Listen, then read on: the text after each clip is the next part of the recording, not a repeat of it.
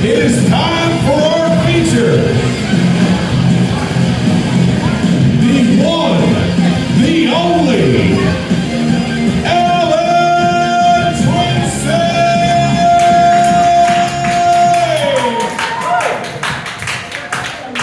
Thank you, Tony. Welcome to the Shark Club. I haven't seen Tony in a long time. Tony said, comes up to me and says, "Hey man, you're looking good." I'm like, "Yeah, I'm looking good. I'm trying to get laid."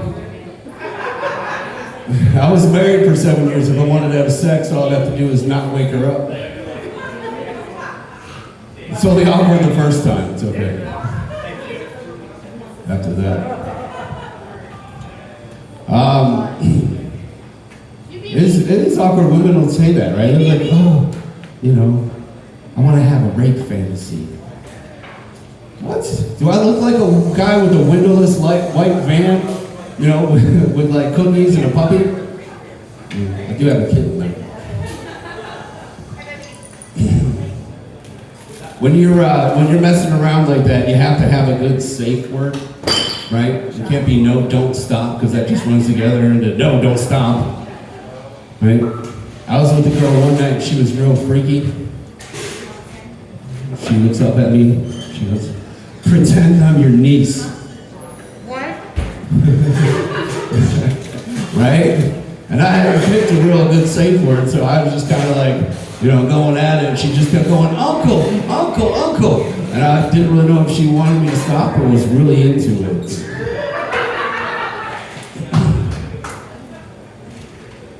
I celebrated a birthday recently. It wasn't mine, but I'll let Dave know you cared. One of the things I learned about getting older is actually two things. One, beer never tastes good, and two, you never stop masturbating. Right? Remember when you were like a kid and you had like code names for it? You know, like, "Hey man, are you choking the chicken?" You know, pulling the pud, waxing the dolphin, clearing the snorkel, training the purple-headed warrior for battle. Right? We're gonna get good at this, buddy. Women never really have like something they call masturbating.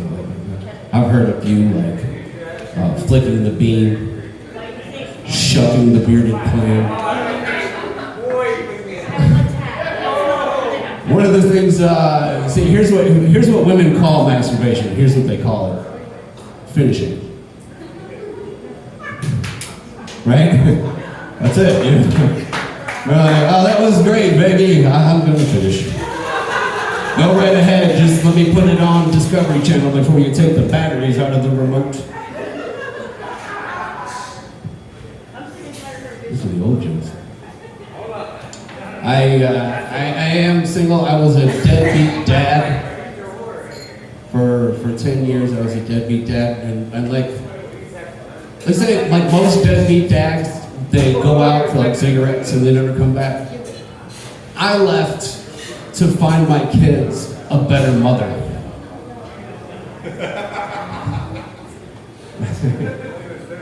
I was like, yeah, well, and then like and I was like, I'm in a hurry, right? So I had to go to the first place I knew I could find single moms, you know, with daddy issues, right? Because I was like, I'm trying to be a good father. How do you feel about that, right? So yeah, I ended up in the strip clubs for a while. I like, yeah. That's right, yeah. I asked strippers, "How do you come up with your names?" And a lot of them say, "You name yourself after something you like Barbie, or Porsche, or American Express, Roxy, Tequila, whatever you want. I met a girl one time, her name was Cinnamon, and I said, "If you name yourself after something you like, why do you call yourself Cinnamon?" She goes, "Do you like breakfast?" And I go, "Yeah." She goes, "Do you think you're gonna get a lap dance from a girl named French Toast?"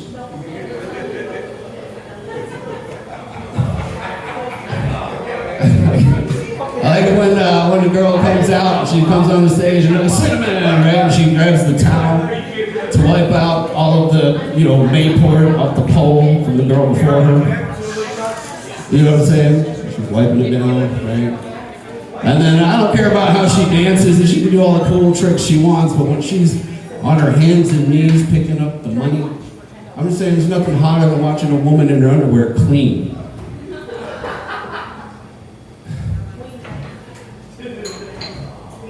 Deadbeat dad world was crazy. It was drugs, man. A lot of drugs. And I noticed a big difference between potheads and cokeheads, right? So glad I don't work in this place no more. Jenga! You're off the Jenga team now, that's it. I noticed the difference between potheads and cokeheads, right? Like potheads will get a new bong and they'll call you up and they'll be like, man, I got a new bong, you gotta take some rips off of this. What was it in Half Baked? Billy Bong Thornton, right? Remember that in Half Baked? That's totally true, it's like that, right? Cokeheads don't ever get a new mirror. Same mirror. And they'll call you up and be like, look at your face, you look like a rock star, it's bigger. Potheads have wake and bake. Cokeheads are just awake. Just wake the whole time. Stay awake. If you give a pothead a bag of weed and ask him to smell it, and then be like, here you go, man, some California Sensimias, let's get some Xbox going, right? Cool. If you give a cokehead a bag of coke and ask him to smell it, you're out $20. True. You can go to parties with potheads and cokeheads, and that's cool, but like, nobody really parties with junkies. I've never been to a place and have somebody be like, all right, man, we're here, break out the needles. Oh man, I only have one, we're gonna have to share. It's terrible. Yeah. And then I did come across some crazy women. There was a woman one night, not only the uncle girl, there was a woman one night, she was a blind date. I got set up on a blind date, right? And my friend sent me a picture of this woman, and of course she was a stripper, right? I should have just right? My friend's the bartender at the strip club. She's like, we got a new girl in here. I've been telling her all about you. And I'm like, cool. This girl was beautiful. She was beautiful, very nice to look at, she was cute. And then I go to the bar to meet her, right? And like every guy in the bar that night, and she had like 10 flowers that guys had like bought for her. I was like, this is weird, right? She's just like all about me. And I'm like, this is even weirder. She's like, you're really cute. Oh my God, you're funny. She was from Boston too. She had the thickest Boston accent. You're really cute, you're really funny. Let's go back to my place. And I was like, damn, are you serious right now? I was like, all right, cool. I can't believe this is happening. You know, it's like one of those things I can't believe it's happening. This is amazing, right?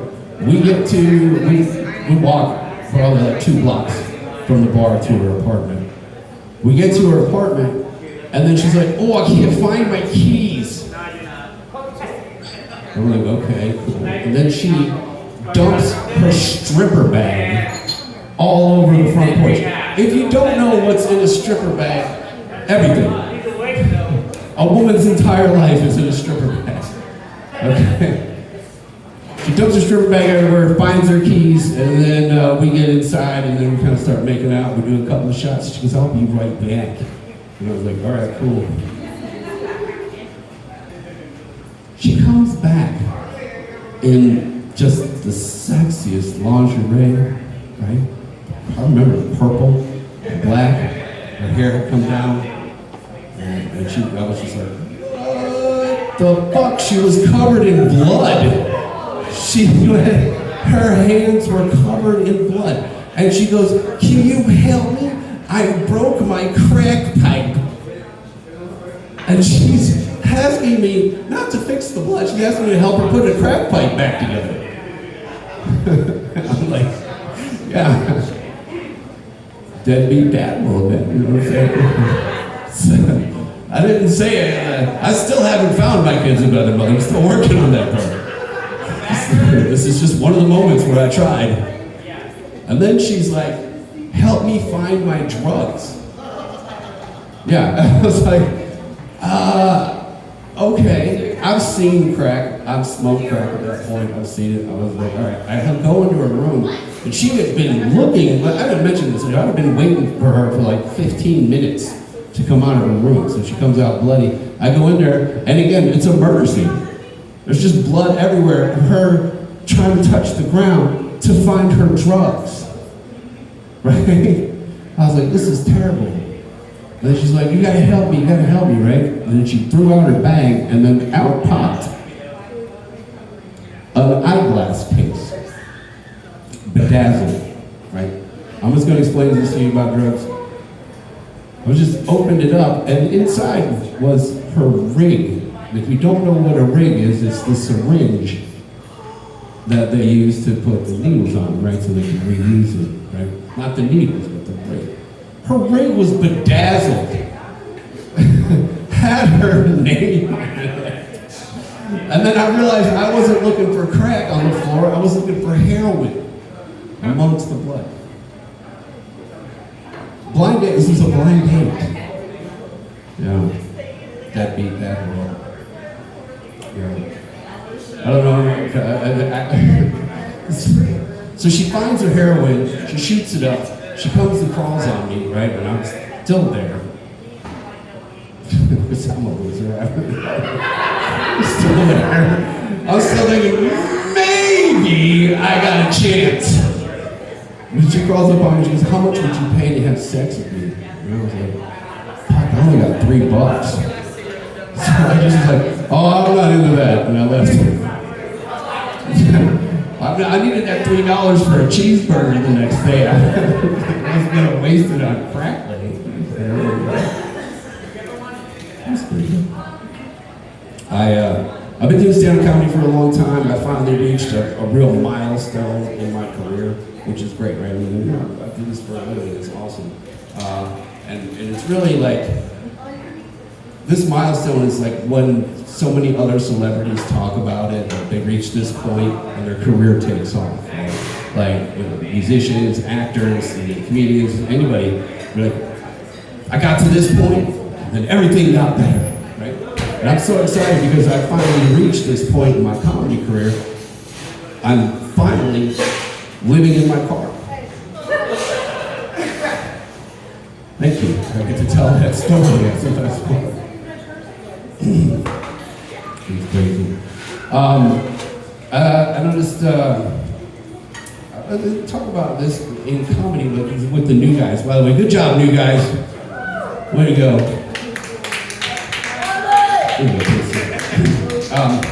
In comedy, there's a writing technique where you use these 4 magic words to write comedy, right? Weird, scary, stupid, and hard, right?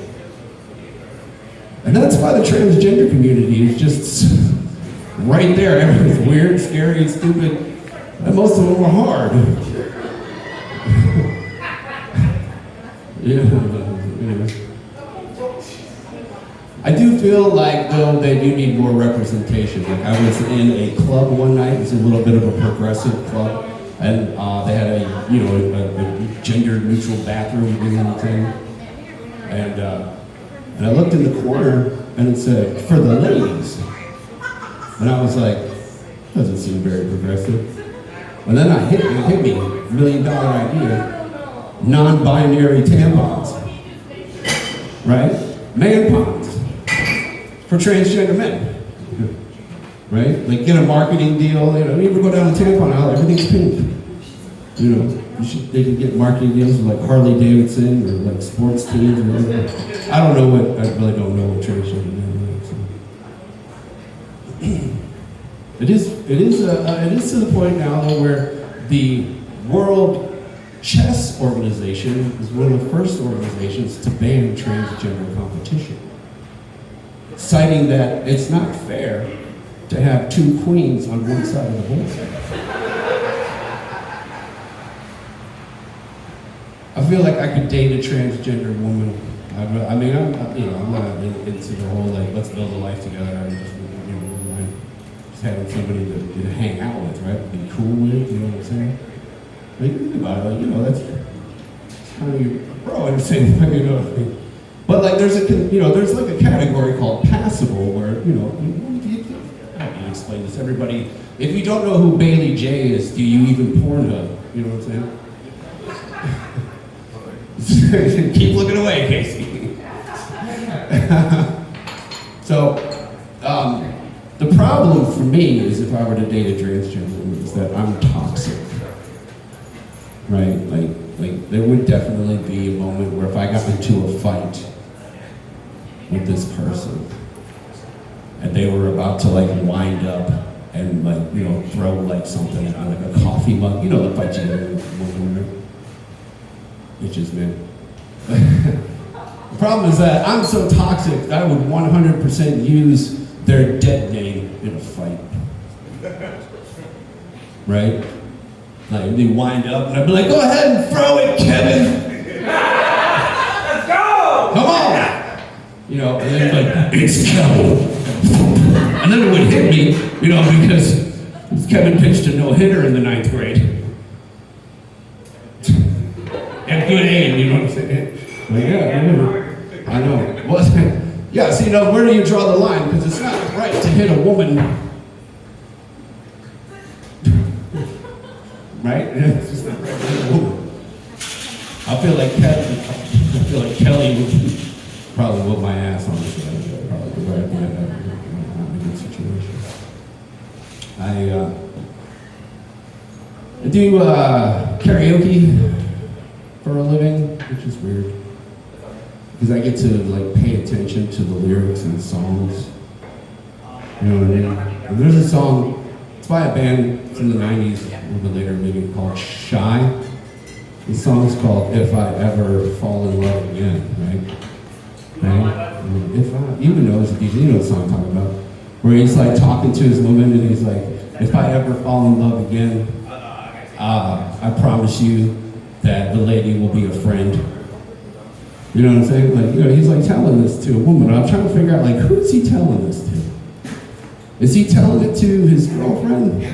Because that's kind of a dick move. You know what I'm saying? Hey, listen, if we ever break up, I'm gonna be all right. Don't you worry about me. I'm gonna find a woman just like you, less of a bitch. The only way that song works is if he's singing to her on her deathbed. That's the only way I can see it. Otherwise, it's just a little awkward. Let's see. Oh man. A buddy of mine was like, okay, my uncle is a world-class steak chef. Like world-class steak chef, like top in the world. He's also one of those guys that likes to hunt. So I went over to his house for a party. He pulls me over to his deep freezer. He's like, look at this, nephew. Everything's labeled squirrel, rabbit, robin, river. I'm like, what'd you do, shoot the supporting cast of a Disney movie? He's cooking a steak on the grill at this party. And he's like, hey, nephew, you gotta try this. It's dockery.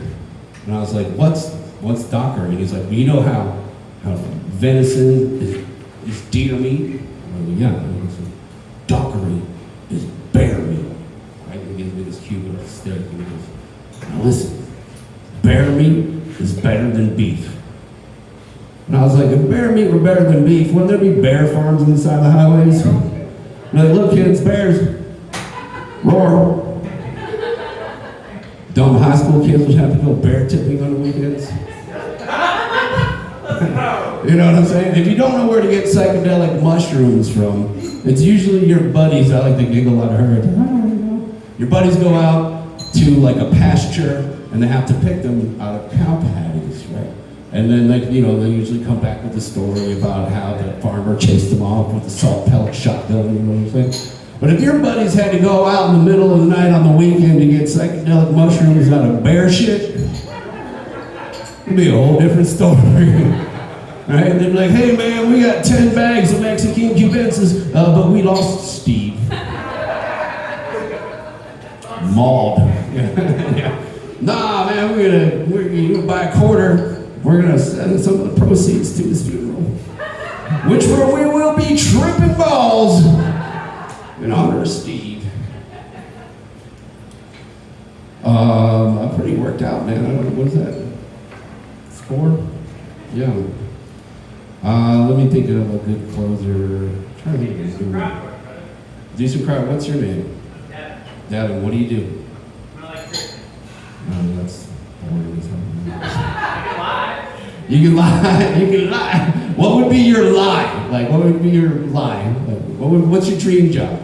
My dream job? Yeah, you living the dream? Oh, I'm always living the dream, baby. What's up? That's right. Yeah, you gotta live your dreams. You know that you can live your dream so much that you can actually, like, what's it called? Manifestation? You know what I'm saying? Like, there are people who are Bigfoot experts.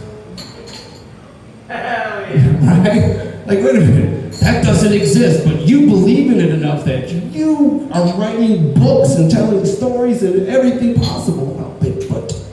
It's not real. It's Steve. That's right. He's out in the woods, still picking mushrooms. I do believe in living your dreams, and again, I have been a stand-up comedian for a long time. I do enjoy it. I'm blessed that that's all I get to tell people what I do. And I kind of base like one real man's dream against like everything. Okay, and this man was named Daniel Dukes. Does anybody recognize the name Daniel Dukes? Yeah. No, not Daniel Duke, the KKK dude. White guy. Daniel Dukes, I'll just start from this part of the story. Daniel Dukes was found dead at the bottom of the pool that had Shamu in SeaWorld Orlando, right? Missing his penis. Okay, that's how he was found. All right. How did that come about? That had to start with. Well, they went back and they researched. They found Daniel was mentally disturbed, but they also found that he had a condition called cetacophilia, which is the overwhelming urge to have sex with whales or dolphins. This was his dream. This was his dream. This was his dream. He was like, I'm gonna get in that tank. You can imagine him like going to SeaWorld like in the summer, like in July, just like putting his hand up against the window and like, soon, Shamu, we'll be together, right? Well, again, so here's Daniel. He's got this whole plan. He's got it planned out. He's got season passes. He's got to figure out where to hide in the park before, after it closes, how to get into the tank, and then I don't know. Do you think he was already hard by the time he was like, "Oh, this is gonna happen. I'm here," you know? I was like, "This is happening." I just wonder, did he go for the mouth or the blowhole? Like, you know what I'm saying? Like, because I believe Shamu bit it off. You know what I'm saying? I mean, he was like, "We're here. This is our moment." And the whale was like, "Who the fuck are you?" You know what I'm saying? He was going for the foreplay, so it was the blowhole then, right? He was riding around and Shamu, he's like, "How can breathe, motherfucker?" There it goes. That's terrible. Hey, my name's Alan Tracy. Thank you guys so much. Hey, spread the word, Shark Plug. Make sure you check for more dates and things like that. And I've got some stickers. You guys, I'll hand them out to you. You can follow me on social media, Skate or Die Laughing. Thank you so much. Have a good night.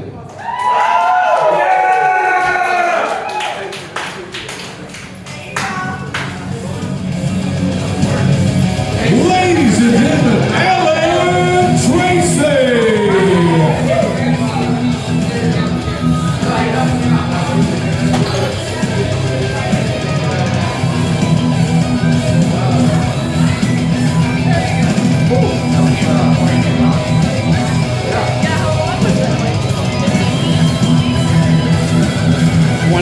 What does that say? 24 minutes? Stick around, ladies and